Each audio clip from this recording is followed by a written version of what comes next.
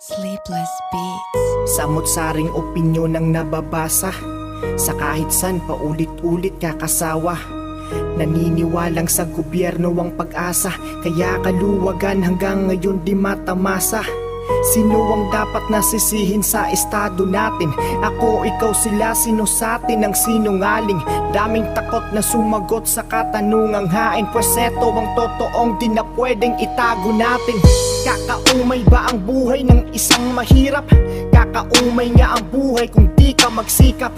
Kung rason mo lang palagi ganyan ka lang, araw ay lilipas makikita mong nandyan ka lang.